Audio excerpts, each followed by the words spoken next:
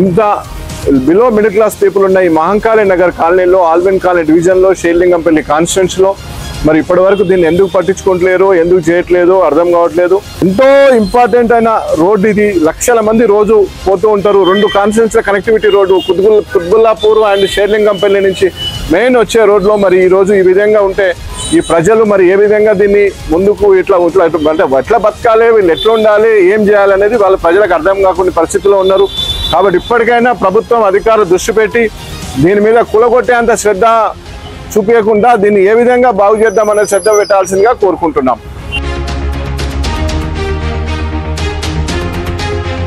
మహంకాళి నగర్ లో ఒక ఇంట్లో పరిస్థితి మొత్తం కాలనీ డ్రైనేజ్ మొత్తం వచ్చి ఈ ఇంట్లో పొంగుతుంది. ఈ ఇంట్లో ప్రజలు మరి ఈ విధంగా ఉంటే వాళ్ళ ఆరోగ్యం ఎట్లా, వాళ్ళ పరిస్థితి ఎట్లా, వాళ్ళ సిచ్యువేషన్ ఎట్లా? ఇప్పటికైనా ప్రభుత్వ అధికారులు దీని మీద దృష్టి పెట్టాలి. దృష్టి పెట్టి ఇమ్మీడియట్ గా వీళ్ళకి న్యాయం చేయాలని మేము బీఆర్ఎస్ పక్షాన కోరుకుంటున్నాం. ఎందుకంటే ఇది చాలా దీన అవస్థ పరిస్థితి ఉంది. చూడండి ఎట్లా ఈ సిచ్యువేషన్ చూస్తే మరి అది వాళ్ళు పాపం 3-4 ఫ్యామిలీలు ఉన్నాయి ఇక్కడ.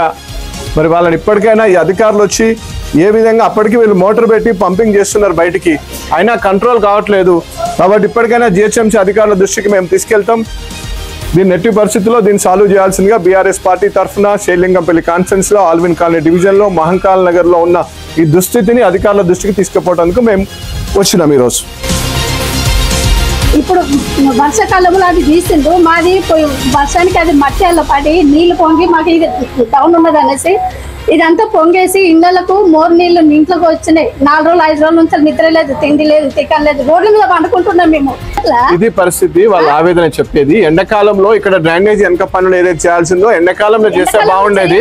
ఎండాకాలం చేయకుండా వానకాలం చేసి తీసుకొచ్చి పని 4 రోజులు 1 రోజు చేసి ఆపి పైపు డ్యామేజ్ చేసి మా ఇంట్లో తీసుకొచ్చిండ్రు. మేము ఆరోగ్యంగా ఎట్లా ఉండాలి, ఎట్లా బతకాలి, ఎట్లా తినాలి, ఎట్లా ఉండాలి అనేది ఈ మహంకాళి నగర్ లో వాళ్ళు పెట్రోల్ బంక్ వెనకాల గృహిణి చెప్తున్నారు. కాబట్టి అనుకున్నారు ఈ స్మెల్ హాస్పిటల్ ఇద్దరు అనుకున్నాడు. ఆ ఖర్చు ఎవడ పెట్టాలి? ఇప్పుడు 4 రోజుల నుంచి మోటార్ వేసి నీళ్లు బయట తీసుకుంటున్నారు. సరిగ్గా పోతుంది వాళ్ళ నీళ్లు.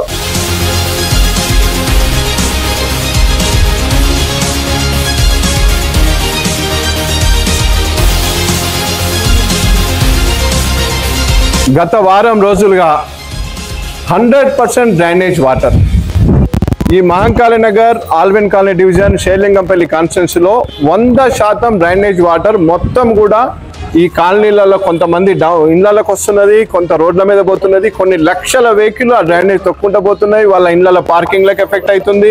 ఆల్రెడీ ఇక్కడైతే దీనావస్థ పరిస్థితి. ఇంట్లో మేము చూసినాము మహంకాళి నగర్ లో వాళ్ళ పరిస్థితి 2-3 ఆల్రెడీ హాస్పిటల్ చేరిందంట. ఒక దాంట్లో డైరెక్ట్ ఇండ్లకు నీళ్లు పోతున్నాయి.